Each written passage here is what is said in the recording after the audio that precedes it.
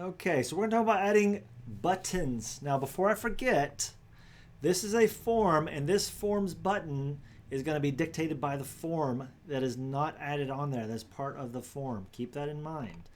So I'm going to go down here below. So let's say that this video, I want them to do something after this video. So I'm going to click this little orange button, and I'm going to go down here where it says button. Super simple. There's lots of things you can do down here, but let's keep it simple. We're going to click on button. Now, before I do anything to this button, I'm going to go over here to the top, to the left-hand side. I'm going to go to the themes, and now we can push a button, and it automatically formulates a lot of the things on here. So I can pick one that I really like that goes with my design, and then, of course, from there, I can then adjust the colors and whatever I want. So let's say that I want a larger circle around it. I can have rounded corners. See how it rounded my corners differently? Let's say I want my border color to be red or blue to go with my page. So after I set up the theme, which gives me a starting spot, then I can go to advanced to adjust the specificness of it, okay? So in here, the element is called a button. Here's my font size. Again, you can check your font size. Look, I can make a big button or a small button. I generally keep buttons around 20 to 24, and then on mobile, I would bump them down to 14 or 16. You can put an icon on them. So let's put an arrow. The arrow goes clicking in. All right.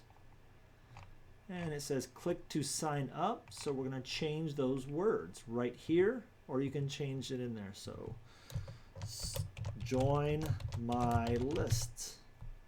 And I don't like that icon on there, so I'm just going to delete the icon.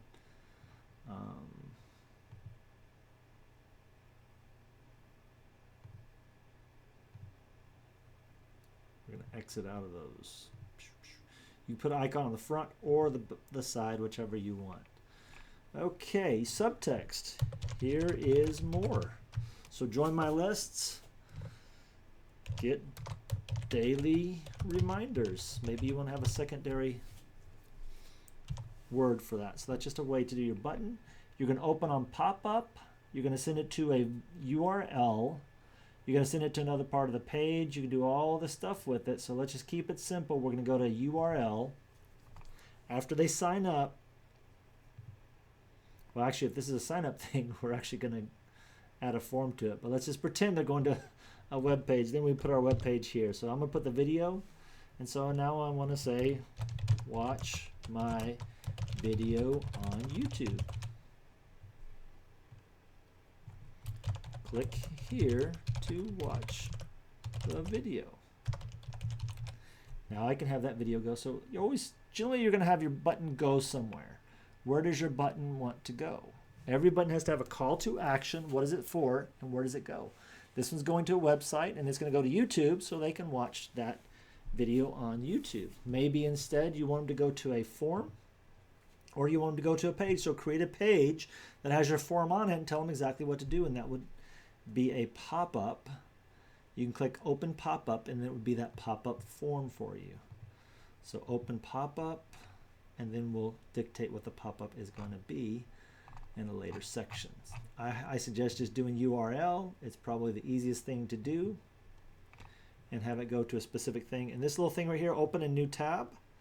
If you open a new tab, if you're going outside of your website, opening a new tab just keeps your website open so they can still see it and come back to it. So hopefully that helps you understand that. When we talk about links, we'll talk a little bit more about how these things work.